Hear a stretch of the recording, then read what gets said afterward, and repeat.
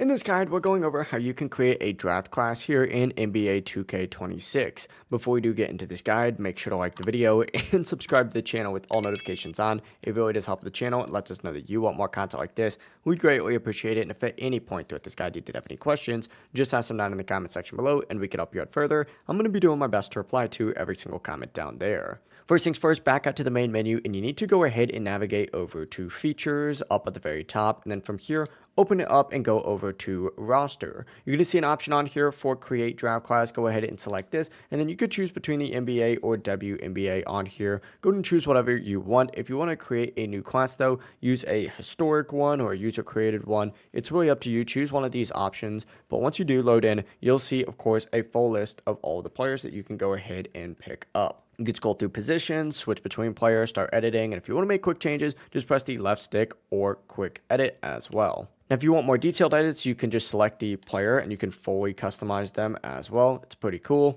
But whenever you're done, just press the menu or options button to save your draft class. In this case, I'm just going to exit out of this. But yeah, it really is as simple as that. If you guys did have any questions, just ask them down in the comment section below and we can help you out further. I'm going to be doing my best to reply to every single comment down there. Before you do leave this guide, make sure to like the video and subscribe to the channel with all notifications on. It really does help us out. Let us know that you want more content like this. We'd greatly appreciate it. Have a great rest of your day though.